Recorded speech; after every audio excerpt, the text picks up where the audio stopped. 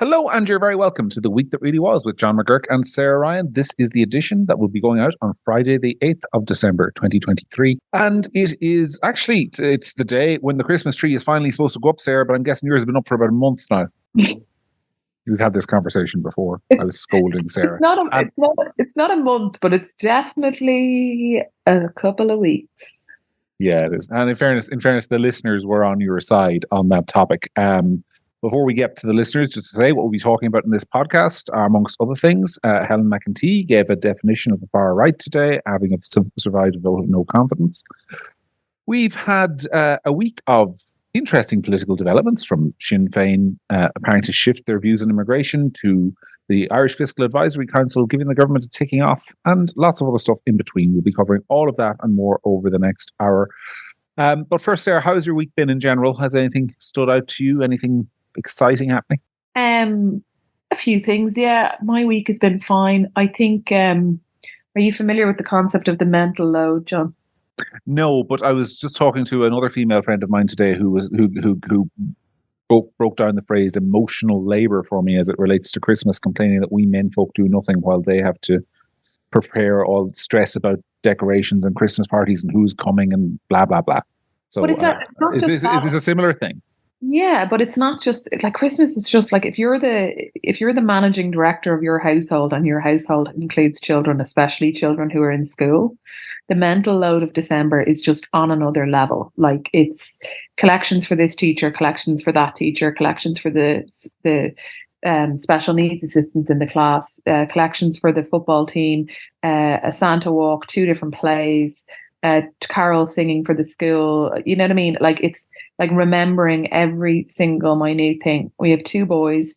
One of them is a reindeer in his play. He's in first class. Had to go and get a reindeer costume. The second one decided that sounded like a great lark to get a reindeer costume. So he told me he was a reindeer in his one as well. Turns out he's not. Found out yesterday he's actually a star, John, which means that he has to wear entirely white clothing. Do you have any idea how hard it is to find an entirely white outfit for a 5-year-old boy? Very difficult. Quite difficult. Do you not just recycle his Halloween outfit where I presume you put him in a sheet and cut eye holes in it? No, it was fully black. He was a ninja, so that won't work. So it's all the little stuff. Do we have a babysitter for this? Do we have a babysitter? You know, like it's a very difficult month, and that's before I even cook dinner for 16 people and blah blah blah blah blah blah blah. So yeah. I, on the other hand, am a man. So I also don't have any kids. So I don't need to worry about that stuff. Sit around and wait for somebody to give you a turkey sandwich, do you? Yes, that's exactly it. Buy one gift for your wife, and that's it. Yes, well, we do. We also have a family Chris Kindle, and I had a very embarrassing thing happen to me this year where we have a family Chris Kindle, and I was in charge of putting all the names in the hat and having people draw them out of the hat. And of course, I drew a name out myself. Up until the other day, I had no idea who I pulled out of the hat. So I've been going around quietly asking everyone else who they have and trying to work it out by a process of elimination to figure out who I actually have to buy a present for. Oh my God, John. So that's been my emotional load, or whatever the phrase you used. God love you. The mental load. The mental load is like refers to the like even there's a body of work involved in running a household that women disproportionately take on. I think it was a New York Times article originally that coined the phrase, and it's about that right now. You know, Keith is downstairs watching a kind of a World War II documentary, and inside his brain is a hamster running on a wheel eating a packet of crisps, right? But I'm up here doing podcasts, and I know that right now the lunches for tomorrow need to be made. We don't have any peanut butter left. The Christmas present that I ordered for one of them, I need to make sure that wasn't accidentally delivered today. We need to get somebody to come and lift those large pots from the front of the house because the plants inside them have died. The gate is creaking and there's a door inside that needs oil on it. I have to collect the pictures that we got taken of the family tomorrow, but I have to be back in time to get one of them dropped off to a birthday party, and I need to fill out the waiver for that birthday party. So you have to fill out waivers for kids' birthday parties nowadays. Sorry, what? Yeah, because it's in a place that is like climbing and then they might fall and break their arm or whatever. And I also need milk, and I also need to make sure that I have all the dinners in for tomorrow because we're going out, and that means the babysitter needs etc. etc. You follow? Like there's a kind of a load of things that I'm trying to keep in my brain all the time that some men do it, but it predominantly, disproportionately is women. And it's nothing to do with It's nothing to do with whether you work or not. It's that there's this load of body of work that women tend to carry more disproportionately that is on top of a job, if you know what I mean. My wife gets really annoyed with me when I talk about this kind of stuff because I kind of, I don't know if we discussed it on the podcast before or not, but on TikTok and maybe Instagram Reels, like one of the very popular genres is what you might call like relationship genres, like, it's done wonders for myself and Keith's relationship because we realised that we're really not unusual. Yeah, but my wife hates it. So every time I'll show her a video of some lad joking about how he's forgotten to fill the dishwasher and his wife kind of going, oh, well, he's just a man. My wife hates it. She's like, don't show me that crap, that stuff that's just justifying your uselessness. Like, and she's probably right. She has a point. She has a very strong point. Yeah, she does. I still secretly find it funny, though. So if you're listening to this, honey, sorry, it's still funny. Anyway, I don't want to run through comments from last week's episode too much this week because for once, Sarah, they were basically all very supportive. And I think that's probably... so many. There were so many and they were so nice. And I don't want to single people out by reading them individually. I looked and I do. Someone said I was a fine thing. I was delighted with myself. I got about 3 days of entertainment out of that. Yeah, I can't believe you found your husband's other account. But no one has yet said that about me, and I don't anticipate that they will. Well, congratulations. You are a fine thing. There's no doubt about that. Thank you. Somebody also said that they preferred you to your father, which was a high compliment. And then, because as we said before, he was a very fine politician, and they think you're even better. So even if you do believe different things. Yeah.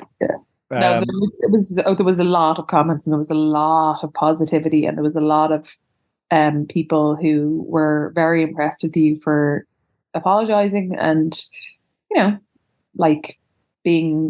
for apologizing and moving on and whatever. But there was also a lot of people who think that, you were too apologetic and that you should have limited your apology. But anyway, it was all well. This brings me to a relevant point. Because this week, obviously, what happened last week was that Gript published information that it had sourced in good faith and thought was accurate and everything else. And turned out that it wasn't. And we bore the consequences for that. Do you know who else that happened to this week? Was Helen McEntee, who made a statement in the Oireachtas on Monday basically saying that X.com, which used to be Twitter and is owned by Elon Musk, had refused to help the Gardaí by taking down hateful posts during the Dublin riots. And so then X put out this statement saying, no, this is nonsense. We didn't get any requests from the Gardaí during the riots. We didn't get any requests from them until 3 or 4 days later. And they only actually asked us specifically to take down one piece of content. So I asked the Garda press office and I asked Helen McEntee's office, are X telling fibs? And what I got back was basically a non-denial that X they basically did not say anything that contradicted what X had said. Helen McEntee's new line is that when she told the Dáil that Twitter.com had not deleted various riot inciting or whatever messages the Gardaí wanted to get rid of, that she was basing her information on what she'd been told by Gardaí. So, and if that wasn't true, and the Garda Síochána in a statement to me certainly didn't say anything that contradicted the X statement, then it looks like at least I was not the only person in the country to have been burned by bad information. But you are the only one who got called out for it. Well, that's to be expected. But it's a little bit comforting to know that these things can happen. But anyway, what I wanted to talk about was not that specifically important, though it is. I wrote a piece on it during the week if anyone wants to go and read it, because I think there are serious questions there about whether the Gardaí are making these requests formally or informally. But today, we're recording this on Thursday the 7th, Helen McEntee was in front of an Oireachtas committee when Senator Sharon Keoghan asked her for a definition of what far right means. And her definition was strange, Sarah, to put it mildly. She said it was, as far as she was concerned, people who opposed the government, opposed the state, maybe opposed immigration and opposed women's rights. Now, depending on your definition of each of those things, women's rights, very vague topic, but it seems to me it's a definition that basically encompasses half the country. It was very weak stuff. And for somebody who's been talking about the massive threat the far right in inverted commas pose, to be asked to provide a definition and not to be able to provide a good one was like, I'm sorry, it was laughable. Do you think she's even thought about it before? Well, that's a good question. I mean, so initially when I saw it, I was wondering, I I know Sharon Keoghan. I'd say it's highly unlikely that she knew in advance that Sharon Keoghan was going to ask her that. But has she thought about that question up until that moment? And has she pre-prepared that list? Or is that something that she just reamed off in the moment? And I think that's, I mean, I'm not sure which of those two things, whether it makes that much of a difference. But I think it's real evidence of what I always say, which is the lack of real thinking behind some of these statements that get thrown around all the time and become part of the discourse and become part of the kind of daily narrative about people who basically disagree with us in Ireland. And the list she gave, like on a back of an envelope maths sum, John, to me roughly encompasses about 75% of the population. If you include, you know what I mean, like anti-government, but sure, half the country is anti-government. And since when does anti-government make you far right? I mean, that's the first thing I was like, anti-government makes you far right. I mean, fair enough. I think they show all the time that they think that anybody who's against them is far right. That she's confirming my fear, which was that they just call you far right if you don't agree with them. So that's for starters. But then by that rationale, Richard Boyd Barrett is far right. Do you know what I mean? Like it's the first, like taking that as the first thing. That's bizarre. For starters. The funny thing is she said anti-state. And I was thinking about this during the day as well, because she said anti-government and anti-state. And anti-state would obviously take the politics out of it. You're just opposed to the Irish state.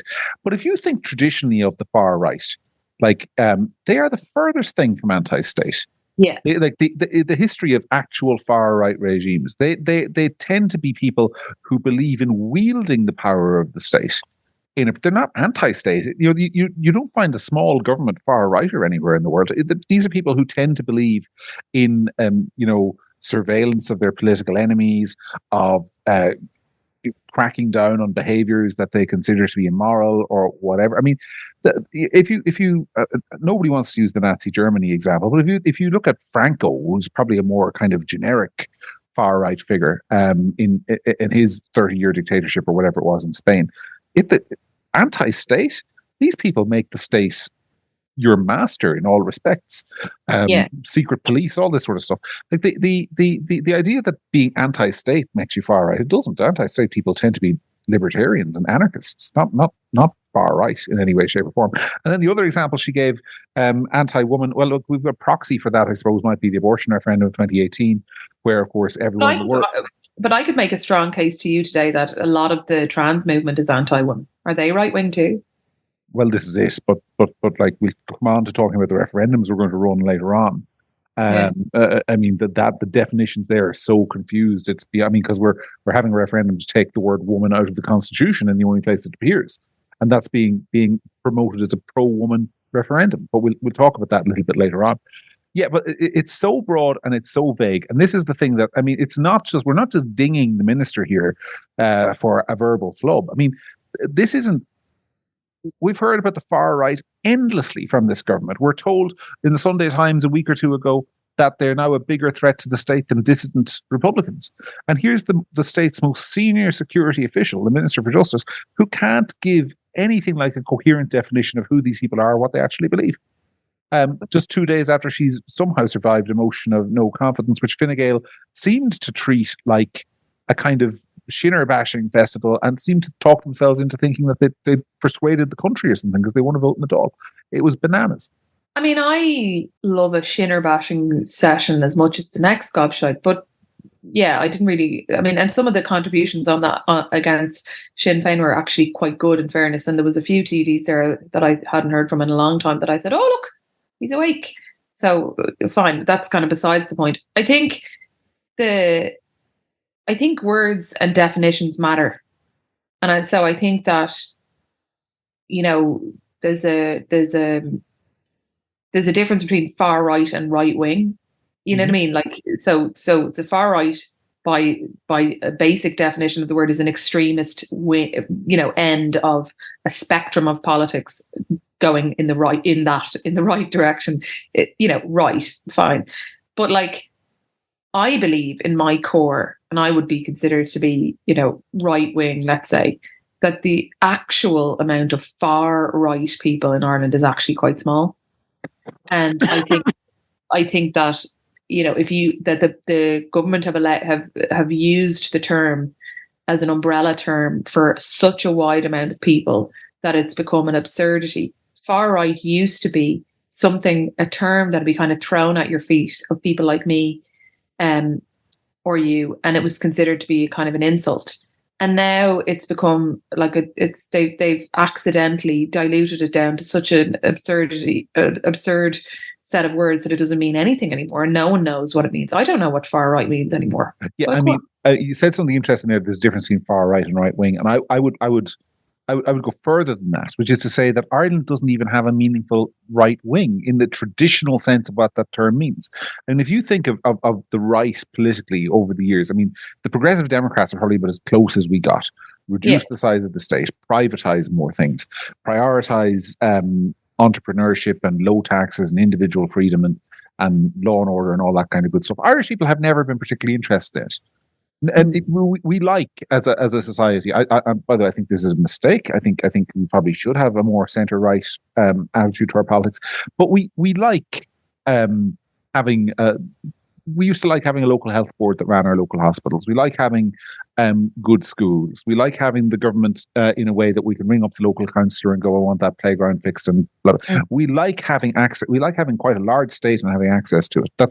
So. I don't think there's even a right wing in the traditional sense in Ireland. But my argument to that would be, John, that like if the last 10 years have shown us anything, it's that we should be mature enough to realise at this point that all of our parties agreeing and having a cosy consensus on 90% of the issues and those happen to be left-leaning means that like we should be mature enough to be able to say we could do with the right, like a centre-right party that's actually offering alternatives and different ideas, if only to pull things back to the middle. For sure. And a good example of that is the Fiscal Advisory Council and what it said about the budget. But again, we'll come to that a little bit later on. But in terms of, can I offer just what I think the far right is? Because I think it's really important. Like, far right people tend to be people who believe fundamentally in a kind of lost cause. Put it that way. So if you think about the emergence of the far right, it tends to constantly hark back to a way things were that has been undermined by modernity. And if only we could go back and put in a strong man to undo some kind of betrayal and restore a kind of sense of lost national glory. Often by persecuting people who are seen as having undermined that, then we could restore national greatness. That tends to be the broad theme of genuine far right ideology. You saw it with Hitler and with Mussolini and with even the lad in Chile whose name I've forgotten. And we do have a little bit of that, and I do come across it. And that is, I think, it's quite extreme. But where most people are in this country who are being called far right is not that at all. Most people in this country broadly like Ireland as it is. They're proud of the country we are. They're proud of our nation and our history and our culture. And they're even quite proud in many cases of some of the liberalising measures we've taken. There's no one in this country, or at least no one of any significance, who wants to go back to the sort of days of the 1940s and 1950s, where we were a totally homogenous country with one homogenous view, and everyone lived in fear of offending the local authorities, whether they be religious or secular. There's no one who wants to go back there. There's a huge swathe of the country, though, that thinks that we have swung very rapidly and very quickly to an extreme form of liberalism and progressivism, and that has had real negative consequences, both in terms of immigration, our attitudes to crime. And we've talked about it before on this show. Like, there's the attitude to criminals in this country tends to be that they're criminals because society has failed them, not that they've failed society as criminals. Like, an attitude that antisocial behavior can be fixed if you just, send in some social workers rather than sending in some police. And with all the things that we're talking about at the moment, like the rapid advance of this transgender rights agenda, the referendum we're going to talk about in a moment, all of this stuff just strikes people as nonsensical and having nothing to do with their actual problems, while the overall direction of society makes their individual lives worse. You're not far right if you believe that. But apparently that it's acceptable to call you far right, even though you're not somebody who thinks we need, concentration camps for undesirables. It's a hysterical discussion that has dominated the political class for too long in this country, and it needs to be stood up to. And the fact that Sharon Keoghan asked that question today, and we got to see how bullshit the answer from the minister was, should wake people up. But they're never going to see it. They're never going to see that answer on RTE. They're never going to see it in Virgin Media. They're never going to hear it played on News Talk. That's the other unfortunate reality. Sorry, I ranted a bit, but no, that's fine. Yeah, I don't know. I mean, I think that, like, to give Irish people their credit, I think a lot of Irish people walking down the street probably have a more nuanced description of what far right is than was given. How would you define it as a matter of interest? Like, pretty similar to what you're saying. I mean, I think that in my mind, a far right person is a person who is extremely anti-immigration. And like, just to keep to the topics that are like facing Ireland at the moment, I suppose, like, very anti-immigration, would have been extremely socially conservative on everything. Like the anti-state thing, no, not at all. I don't know where that even came from. I don't even think far right has anything to do with whether you're pro or anti-government, because it really would depend on who was in government, surely. Mm-hmm. What else? Like, it's like, it is hard to describe. But what I would go back to is what I said earlier, is that I don't think I've met a lot of people in Ireland that I would characterize as being far right. I suppose that the other thing you could say is that it's a vague image of what it is in my head. Like, I have a clear image of what I think right wing is. Do you know what I mean? Like, that's very clear to me. Do you know what I mean? Like, what like, if you name a policy, I could tell you like where I think a right wing or a right leaning person would probably come down on that policy. But far right, I'm not 100% sure. I can give examples from other countries of extreme examples. But in Ireland, I'm not 100% convinced that there is a problem with the far right in Ireland. I think there's a problem with the far right, if that's, and maybe we've come to maybe we've solved the problem. I think there's a problem with the far right in Ireland if you think that the far right is people who don't agree with the government. I'm telling you, there's a massive problem with the far right. You're absolutely right. Yeah, that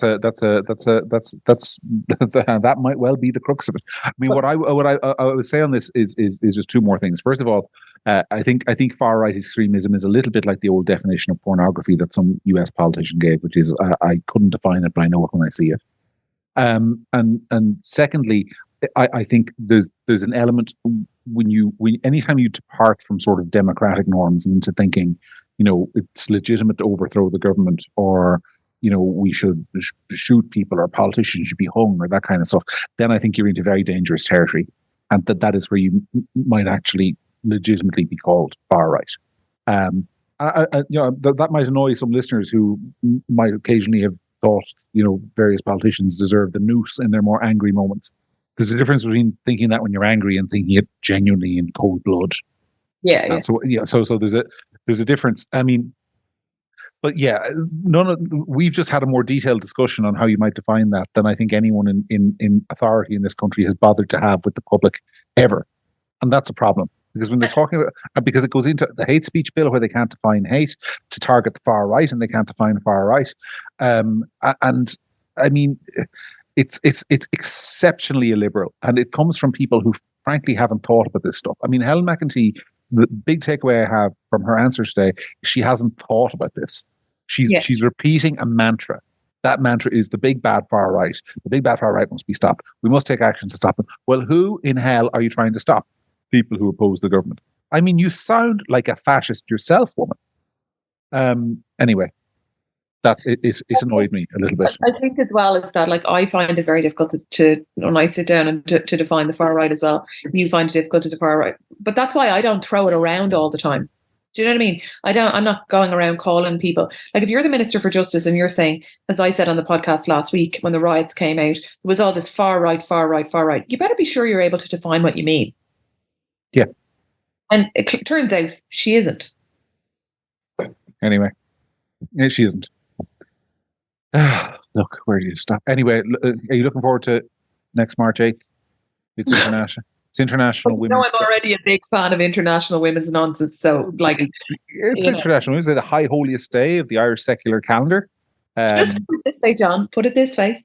I have had my rants about International Women's Day and the nonsense corporates with their absolute virtue signaling crapola that they go on with about International Women's Day and, giving gifts to the women in the office and over. However, this International Women's Day, the gift that the people of Ireland could give to me would be to give the government the pasting that they rightfully deserve on this nonsense and vote no against it. And that would make me, this woman, very happy on International Women's Day. Oh, well, I'm renaming it National Delete Women from the Constitution Day, which is what the government intend to do in their new referendum, which proposes to change the text of Article 42.2.1, I believe. I don't have it in front of me, but I think it's 42.2.1, which currently says that the state shall endeavour to ensure, or some nonsense phrase like that women are not obliged to neglect their duties outside the home by engaging in paid labour, essentially.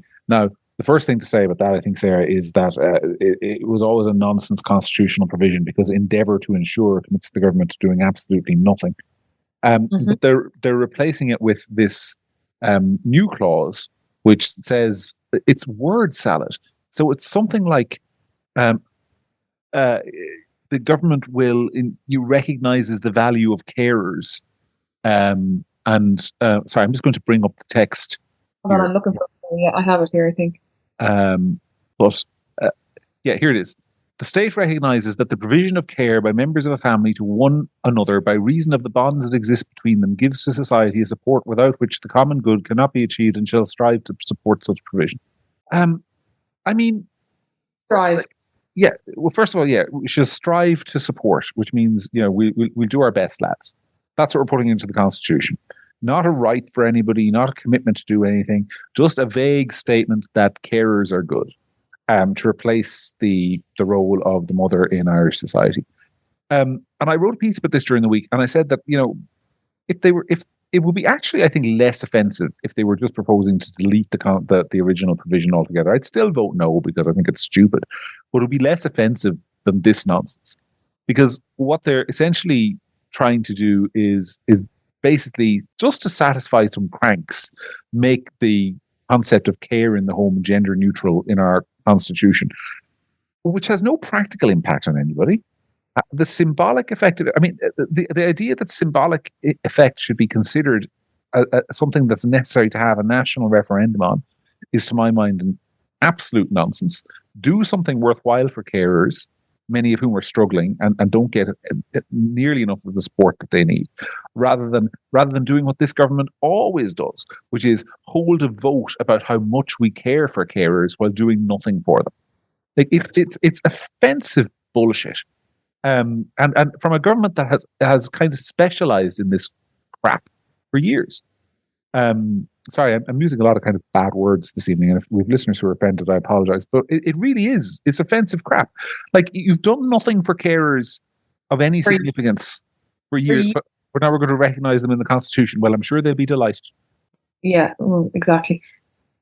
First of all, just at the top end, I've said this on the podcast before, but like, as someone who studied law, I do take exception to the hacking away at the Constitution all the time when we feel like it. It's not supposed to be a have a go document that we keep kind of chopping away at all the time to suit whatever modern, like, woke nonsense we're trying to portray. That's the first thing.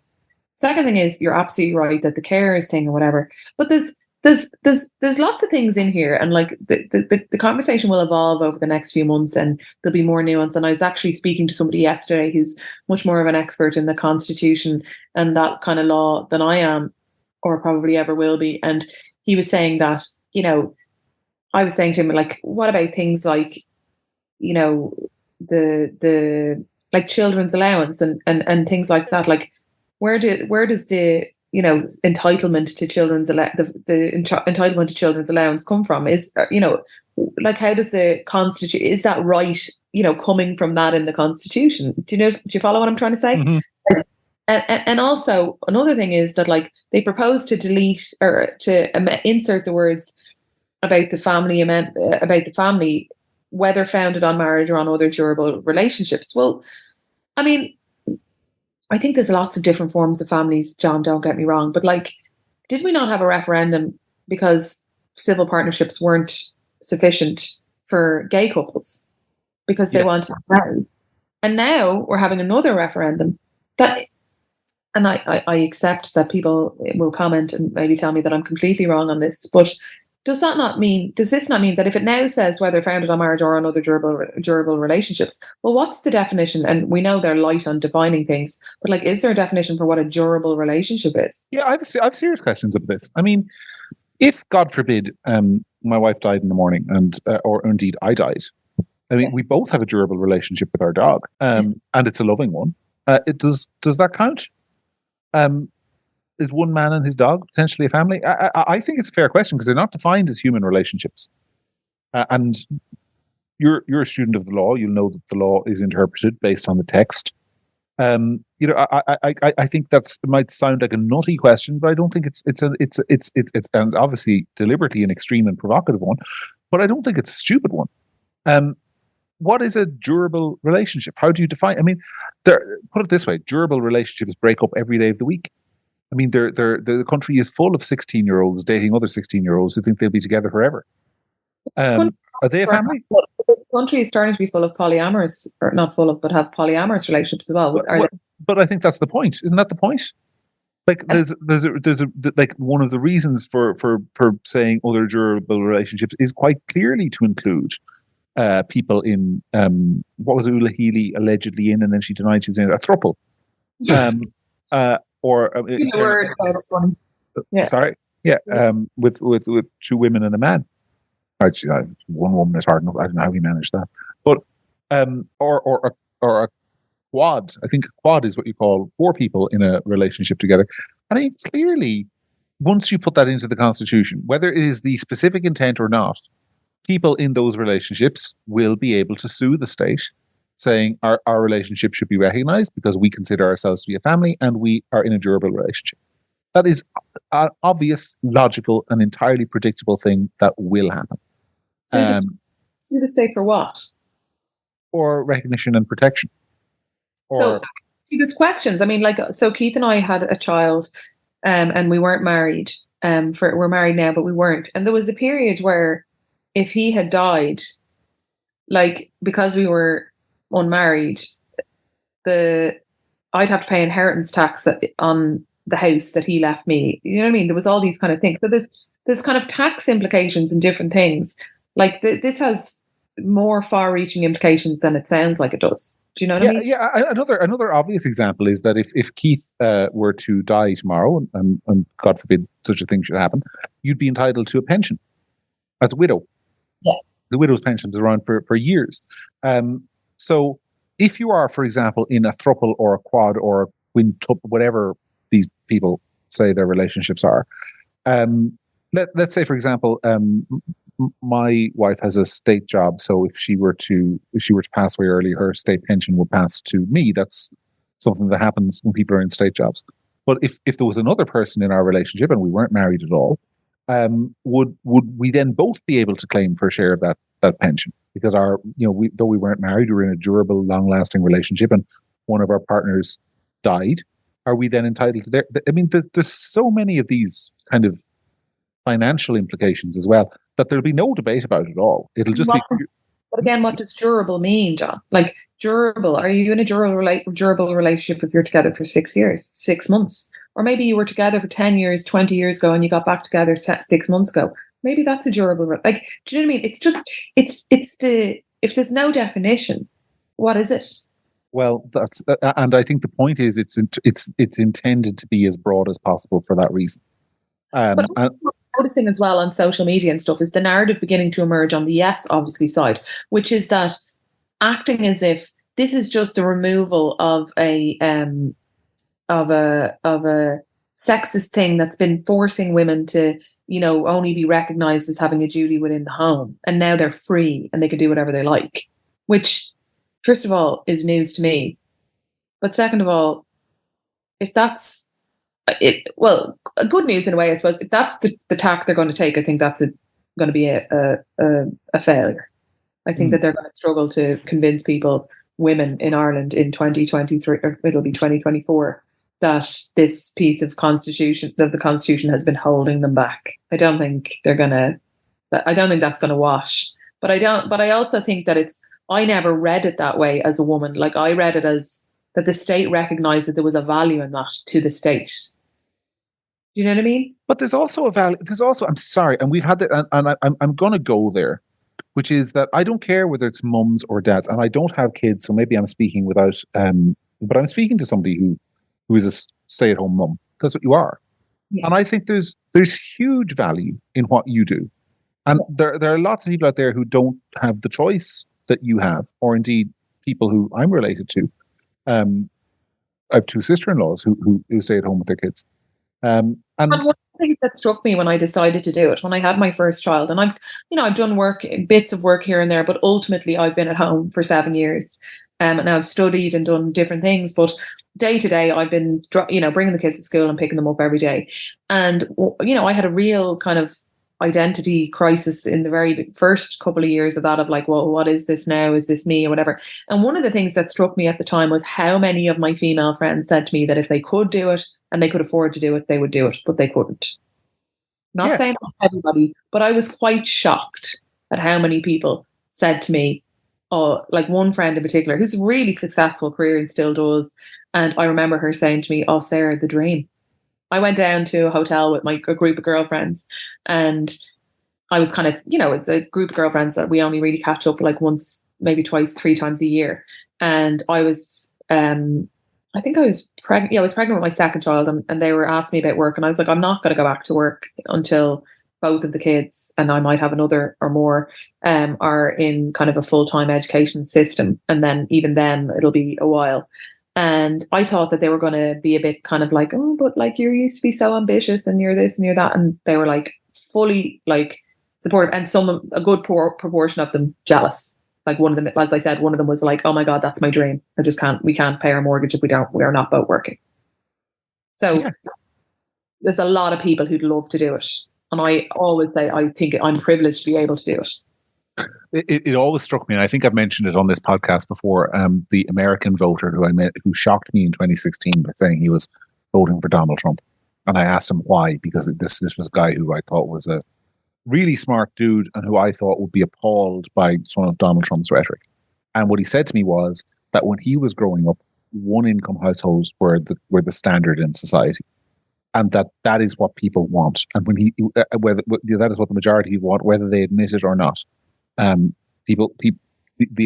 idealized sort of American dream was always that one person in the household, usually the man, but not always, could afford to support his wife and kids on one income, and they could have a car and they could have a nice lifestyle. And he said that lifestyle is gone as a result of the economic model of the last 30 years, which he ascribed to globalization and free trade. I don't know whether he was right or wrong to do so, but that was where he was coming from. And he said, this is being painted as progress, but in actual fact, we've taken a step back in our standards of living because people can't afford to do that anymore. And I think he's right. I'm sorry, but I do. I mean, we don't even have kids, and my dream is to get to a point where my wife doesn't have to work anymore. Because when she's at home, I work from home. She's not. When she's at home, my life is just so much better just for having somebody else in the house, or somebody to bounce ideas off, or somebody to sit down and have a cup of tea with in the middle of the day. I mean, maybe I'm in a unique position because I work from home, but like I think having a one income household is a legitimate aspiration for people, and most people it's out of reach for them. And rather than trying to bring that into reach for people, every policy of the state for the last 30, 40 years has been to push people out the door into the labor force. And I don't think it's a coincidence, Sarah, that in that time marriage breakdown has increased. Domestic violence has increased. All the things that we associate with kind of stresses on relationships have increased, and I don't think people are as happy. They might be happier in other respects, but I don't think they're as happy with the economic model that we live in at the moment. Maybe that makes me a dangerous far right radical, but that's what I think. We'll never know because we don't know what that is. But I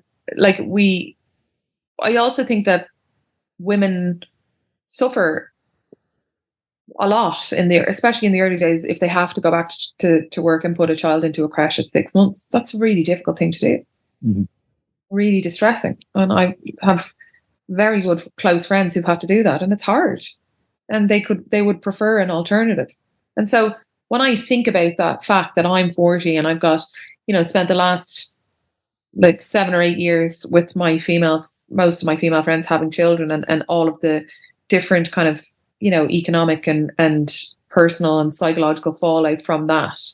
I think that, everybody sitting around slapping each other on the back and talking about how unbelievably great they are to delete this thing out of the Constitution and replace it with something even more vague and nonsensical is a waste of time and resources.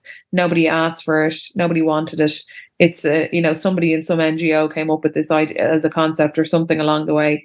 And meanwhile, all of the really life-changing, pivotal suggestions that could be made for things that would actually bottom line impact people's lives, like tax back on childcare, anything to help people, like a higher dole or longer maternity. I mean, the list is endless. None of that will ever be addressed. But let's all spend all of our time and all of our resources and all of our money huffing and puffing about this for the next 6 months, because then nobody will notice that nothing else has changed the last 5 years. The other thing, as well as that, can I just say, is that it kind of offends me on behalf of Eamon De Valera.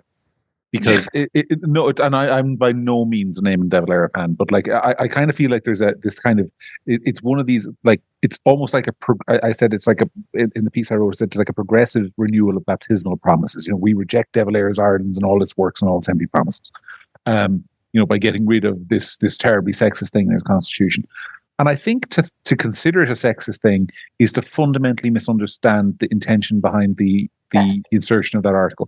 He was not saying women's role is in the home. He's saying that in the country that we live in many families, women are in the home. Not that's where they should be, but that's where they are. And we value their work. It has value just the same as a man going out to work or anyone who goes out to work. Somebody who's staying at home looking after their kids is making just as big a contribution to society as somebody who's going to work in the biscuit factory. I read it. Mm-hmm. That's the way I read it. Like if you were at the time of that writing, that was a compliment, a nod to your service to the state. Do you know what I mean? That just because, as you say, you weren't going out and working in a biscuit factory or doing whatever, the fact that you were staying at home raising, and it's a huge job to raise the future children, the future adults, the future taxpayers of Ireland was a notable contribution to the state. That's the way I've always thought that read that. Yeah. Well, anyway, look, this won't be the last time we talk about it. We're going to have 2 and a bit months. I guess it won't be much this side of Christmas, but from January onwards, we're going to have 2 and a bit months of utter nonsense about this referendum. And maybe some of it will convince us, Sarah, but I'm skeptical, I have to say. I also think it'll be an interesting social experiment just to see what happens in ballot boxes, because it's a while since the public had any way of displaying their discontent to the government. And I think that a referendum that's held 2 months before local elections will be interesting. Well, I do worry. The cynic in me wonders if that's not why it's being held, to let the electorate blow off a bit of steam by giving the establishment a harmless kicking. I think yes, and I think that would be a cynical but smart thing to do if the electorate had some steam. But I think the electorate have a hot wave of fiery lava, so I don't think a little bit of steam is going to make much difference. Well, we shall see. Anyway, speaking of the people who were not impressed this week, the electorate are not on their own. The Irish Fiscal Advisory Council gave the budget what I think could be fairly described as an awful kicking.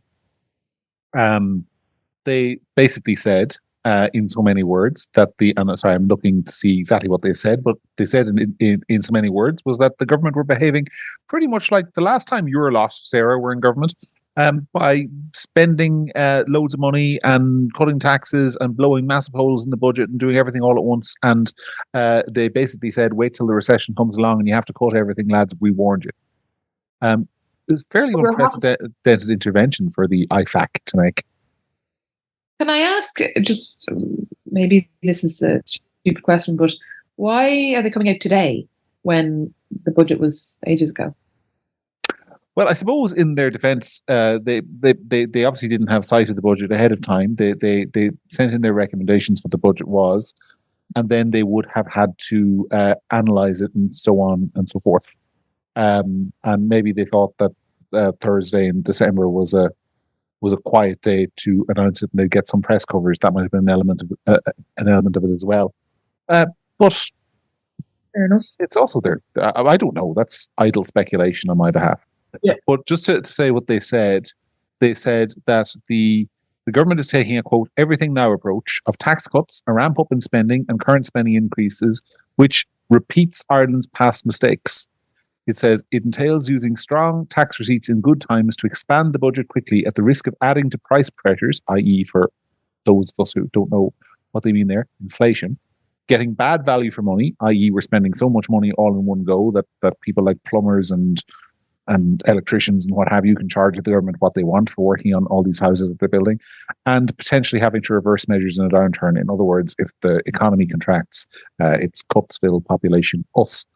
And it says that they have breached the national spending rule that the government only agreed in 2021, which had the aim of keeping increases in spending to 5% or lower.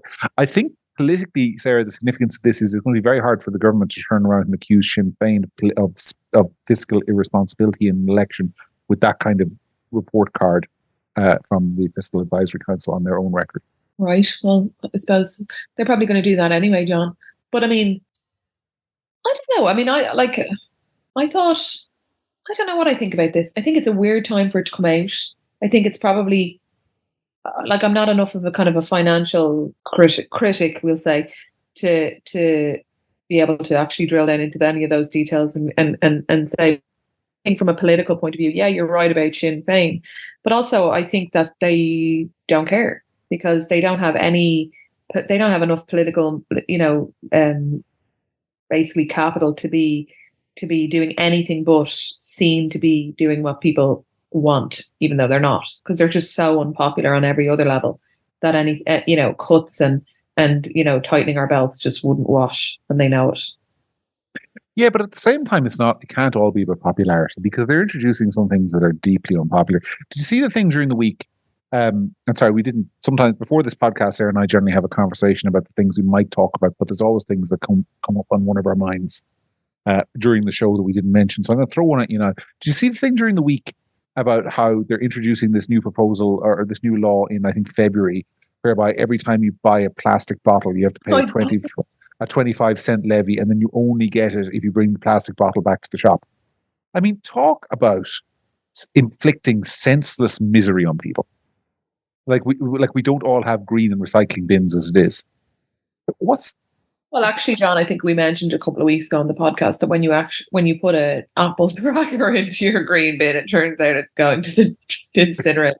That's right. You did. There was a story along those lines. All right. But just in general, I mean, your point, which is that the government is spending all the money because they're not to kind of like try and bribe the electorate, but they keep inflicting all these things that are just, there's no other word for them other than just annoying on people. Like I don't think I don't see it like that. I don't think that the thing with the cans and bottles and bringing them back and getting a levy and all this nonsense. But then I read somewhere today that it's not really you get a voucher back. You don't get money and all crap. But anyway, I think that there's two ideological missions within the government, and one of them is the green one, and one of them is the rest of them. And that the Greens get these little things, that they're allowed to do. And this is one of them. I don't think this has been thought out by I don't think that there's a huge push at cabinet for this. I think this is just a tidbit that the Greens are pushing. Yeah, but I feel sorry for because when the general election comes or even the local election comes, some poor Egypt of a local Fine Gael or Fianna Fáiler is going to knock on my door, and it's going to be some really well-meaning, nice person who's probably good in their community and has nothing to do with the government's decision and has been a member of his party for 20 years. He's going to knock on my door and ask me for my vote, and I'm going to go, see that box of plastic bottles over there that you maybe collect, that cost me your vote. And they're going to go, well, that was a green thing now, in fairness. And I'm going to say, well, I don't care, because you could have stopped it and you didn't. So I don't know if that works. Who's running in the local St. John's area? Just make her check the name before you knock on the door and avoid yourself this horrendous little conversation. Well, I think it's very important never to be rude to canvassers, but I also think it's important to tell them exactly why because they do feed things back. Politicians know what comes up on doorsteps. And when they knock on your doors, you have to give them a piece of your mind in a nice and respectful way. Because bear in mind, the person, and I think both Sarah and I have been this soldier in the past, the person who knocks on your door is not the person making decisions in Dublin, and they're not to blame.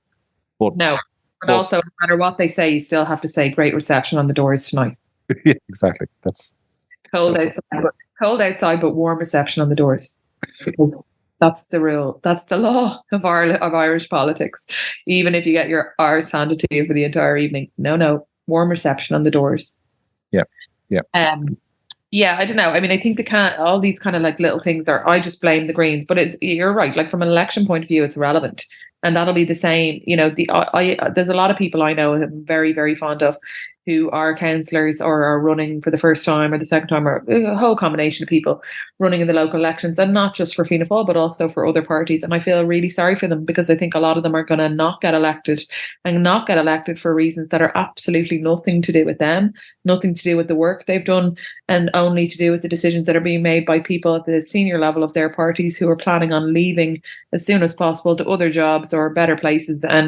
And these guys will be really disappointed, and it's very unfortunate. Speaking of which, Paschal Donohoe is apparently considering heading off to run the IMF. And Paschal's kind of an interesting character, because a couple of weeks ago I had this, and then I realized what was happening to me.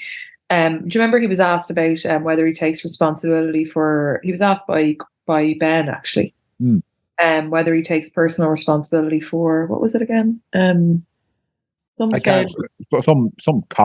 failure anyway. Yeah. And he said, "Oh, well, I take responsibility for the good things. So yes, I do take responsibility for when things go wrong." It was actually the riots. It was the riots. I think it was. Right. He was asked if he would take any responsibility for kind of like the state of the inner city and this lawlessness, given that they've been in government for so long. And he said, "Yeah, he did." And he said he did, and I was so impressed. And then this week actually, Fatima went along to Dunleary and asked him. She actually was supposed to ask him initially about all this budget stuff, but somebody else asked that. So she asked him instead about the COVID pandemic and whether, because Boris Johnson apologised this week for the mistakes the British government had made during COVID. So she asked him if he would apologise. And once again, he said, yeah, he didn't say I apologise, but he said, look, I was one of the people who made those decisions, and I take responsibility for them. And it's just, for all that I disagree with him on policy, it's so refreshing and so disarming when a politician says, yeah, I made those decisions, hold me to account for them, whether you agree with them or not, I made them in good faith.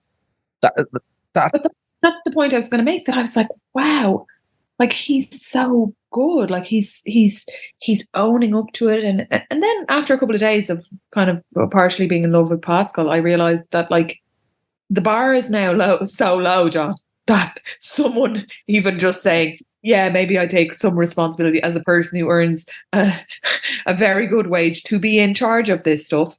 Yes, I take some responsibility for what, like, we just have PTSD or something. You're like a woman. You're like a woman who's been on so many bad dates that the moment a guy holds the door open for her, she's like, he's the one. Falls at his feet because she thinks he's yeah. I realized after a couple of days, I was like, okay, Sarah, well, calm down. Like, you just said he takes responsibility for it. That should be a given. You're like Paschal for president. I'm like, oh my God, I love him so much. He's so great. But anyway, I checked myself and realized that him taking some accountability for what's happening in the country when he is in charge, or, part of the group of people who are in charge, is probably pretty low bar. But yes, he is now rumoured to be in line for the head of the IMF job, which is good for him. Interesting. I'd say the last thing the government wants is a by-election. Particularly in Dublin Central. Absolutely. I mean, that, like, I don't even know what, I wouldn't even, you'd really have to see the candidates, but like that could go anyway. There's also, by the way, even if forget the by-election, I think there's a real open question as to whether Fine Gael would have a hope of holding that seat with anyone else. I mean, there's a. No, I don't think that's a question. I think the answer to that is no. Well, I was going to say they have a local councillor on the ground called Ray McAdam, who's been working very closely the past couple of years, who's a very capable individual who I think probably should have been a TD years ago, except he's in the wrong neck of the woods for that. But even at that, I don't think in this environment that somebody who's not a sitting TD from Fine Gael or a minister could hold a seat in Dublin Central. Maybe I'll be proved wrong on that, but yeah. So I don't think his party would want to see him go, and also because they're not exactly overflowing with talent at the cabinet level, fortunately. No, and he is talented. I mean, in fairness, like, he is quite good. You couldn't fault him intellectually, I don't think. But I don't think it's about Ray McAdam. I'm sure is very competent, very capable person. I just think, Conor McGregor underneath the Fine Gael logo wouldn't probably get elected in Dublin Central. So nobody will. That'll be a protest vote, and it could be anybody's to win, but it won't be won by any of the government parties. That's for sure. Mary Fitzpatrick might be praying that Mary Fitzpatrick was the long-serving Fianna Fáil senator for that area. Might be hoping that if he goes, then as the most high-profile government representative in the area, you might finally get a Fianna Fáil gain. Sarah, I'd say Mary Fitzpatrick is on her knees, hoping and praying that Paschal does not go to the IMF, because I'd say she does not want a by-election. Like, by-elections are grim. Like, they're very, very, very intense. They're very, if you run in a general election, normally not half the country, but hundreds of people are doing the same. If you're running in a by-election, the focus is all on you. It's, it's the party win, but it's your failure. You know what I mean? Like, I would not imagine Mary Fitzpatrick is hoping for that whatsoever. All of the parties and their canvassers would get nothing but dogs. And it's also very nasty. Look what happened to the Fine Gael guy in the Dublin South East by-election a few years ago. I can't actually remember his name, but he was subjected to a horrible personalised campaign to take him out. And luckily, though, the by-election in question was won by Ivana Bacik, and she's really, like, absolutely changed the profile and dynamic and the entire face of politics since she became a TD and the leader of the Labour Party, John. Sarah, your sarcasm is unbecoming. Anyway, I did want to mention, because there's stories like this that we don't mention, which I think is, and I alluded to it earlier on. The Gardaí had a press conference this morning, again Thursday, the 7th of December, and they said they produced actually quite a shocking figure, Sarah. They said that there have been more than 54,000 reports of domestic violence made to Gardaí this year, which is an 8% increase on the same period in 2022. I mean, you and I are both lucky that we are in happy relationships, mostly. But I mean, that is an astonishing figure. I mean, that is, I haven't worked it out, but it's hundreds of people reporting that crime every day. Like, population increase. Yeah, population increase is part of it, but even at that, it's an astonishing instance. Like, is there something that we're not talking? I mean, because people on the sort of right side of politics, and this is, I think, a mistake that people on the right side of politics make, tend to ignore these stories. It tends to be the domain of the left. That, you have the Labour Party out, you have the Social Democrats out, you have everyone out saying, "Oh, we need more intervention and we need more funding for women's shelters and all this kind of stuff." And I think the left kind of owns that political and cultural space, and the right too often has hardly anything to say about it. I agree. Like, there are people up and down the country who are suffering in their homes in terror, according to this set of figures. And obviously, there's the proviso that domestic violence can range from somebody having a row where a vase gets thrown at somebody's head, which is entirely unacceptable, by the way, but on the lower level, to somebody being in fear of their lives on a constant basis. But it's also really important that to note, and I know somebody personally who was a victim of this, that domestic violence can be perpetrated by women on men. Oh yeah, 100%. It's not talked about that much, but it very much exists, and it's much more, I think, taboo, and really, really distressing for the men involved. What I will say is, in my adulthood, I have been, especially in the last kind of 5 years, and I don't know if this is because people are becoming more open about it or what, but I've been quite surprised and alarmed by the amount of instances of this I've come across. in people, in couples that I have interacted with in some kind of social setting. Don't want to say anything else. Like, you know what I mean? I don't want to say anything. No, of course not. There's been more than 5 couples that I have, come across where that has been going on in some way, and I've been very shocked by that. I think it's more common than you think. Yeah, and the other one, I mean, you come across as well, kind of, because domestic violence can range obviously from somebody literally slapping somebody across the face to the which is horrible and awful, to kind of sexually coercive behaviors and all that kind of horrible stuff. Yeah, I suppose I'm just talking about hitting. Yeah, but I just think as a society we've lost something. Something has, like, I can't put my finger on what that something is, but I do feel like there's sort of a general degrading of the value of human dignity in our society that's been happening for a very, very long time. That is not to say that the society from which we have evolved didn't have its very dark secrets and its horribleness. Of course it did. But I kind of feel like there's like, there isn't a week that goes by that I don't see some kind of video posted online, either from Dublin or Cork or maybe even a city in the UK, of like somebody just punching somebody on the street. And sometimes that's men just randomly punching women, which I think is just I'm old fashioned and I make no apology for it. I just think that's about the scummiest thing you can do. Like, hit somebody and hit you back. One thing if it's self defense and you've absolutely no other option. But I just think there's been just a general devaluing of sort of like the importance of old fashioned masculine values of being gentlemanly and chivalrous. I probably sound like a dweeb for saying that, but I really do think there's an issue there.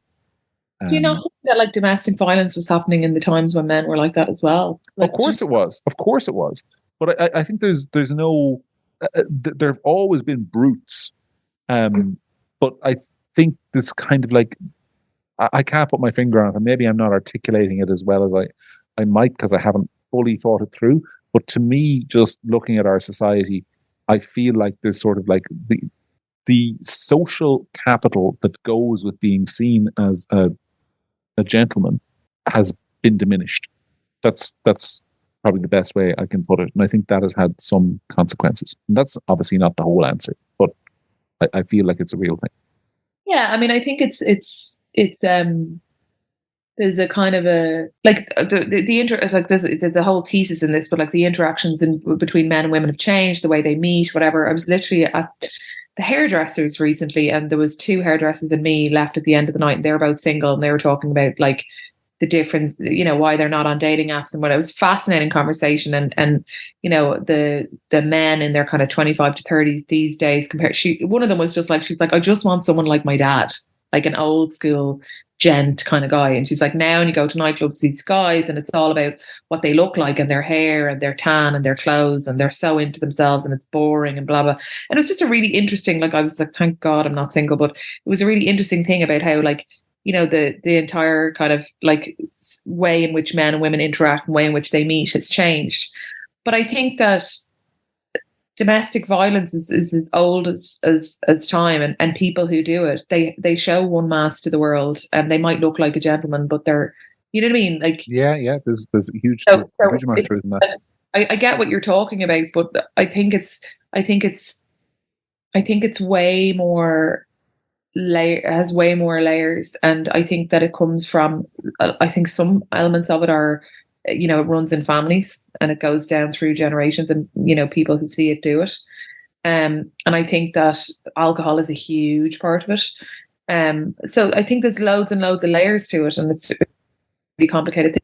Other is that I also think that, like, while the numbers might look like they're going up, I'd question whether we're getting more accepting of people reporting it and talking about it. Like that years ago you just accepted it, you didn't tell anyone. You know what I mean? You might talk to your family. There was certainly no recording of it in the same way as there is now, and nowadays there's more recording of it, as is as there should be, but that it isn't something that people kind of like whisper about and then move on. Like, people are more likely to call it out and talk about it and confess that it's happening to them. So that is a good thing, but that obviously makes the numbers bigger. I don't know. But I definitely, I wonder what you do about it. I mean, it's one thing to count all the numbers and encourage people to come forward, and I'm not saying that's wrong. That's entirely something we should be doing. of course. But I wonder what you do about it is the question. I mean, to me, it does come back to a question of values. I mean, I think that, and I'm going to say something here that I want people to understand what I'm saying. I'm not saying that anyone is a failure if they don't do what I'm about to suggest or anything like that. But I think if I had a daughter, the one thing I'd be saying to them is that in any romantic relationship you have, the moment there's even a hint that you feel physically threatened, you leave. You go. And I wonder if there's more that we can be doing to make this a complete and utter social taboo where people understand that once it happens, you get out of that relationship, whether you're a man being beaten by a woman or vice versa. But I think bullies, like, this is the thing. And like, you know, again, like there's a whole thesis in this, but like, I think a lot of women, like there's bullies and there's, you know, like your boyfriend or your husband punching you into the face doesn't happen, very rarely happens one night without any prior events or shows of violence. Like these people tend to be coercive, controlling people who like very commonly isolate people from their friends and their family slowly over time. Like there's a whole, you know, element to this that's very insidious that goes on for a long time. You know, people who are vulnerable. I think that, and there's loads of things you can do about it. I literally read an article this week by a woman who was confessing in the article that she'd been physically abusive to her husband for years and how they were still together and that she'd gotten help and therapy and, you know, to control her rage and her anger problems, and that she had like managed to overcome it and they were still together. And it was kind of really interesting. I'll try and find it. I don't know how I must have come across it on Twitter, but like, I think that that people getting, acknowledging there's a problem and getting help is one thing. I also think that, you know, like you're right that it's all very well to say to your daughter, obviously say to your daughter, you know, if you feel like this person is going to get violent. I just don't think it shows up like that.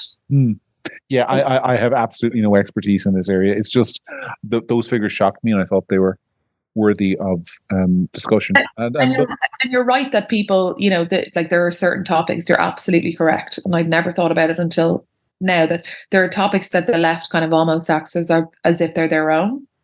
Mm-hmm.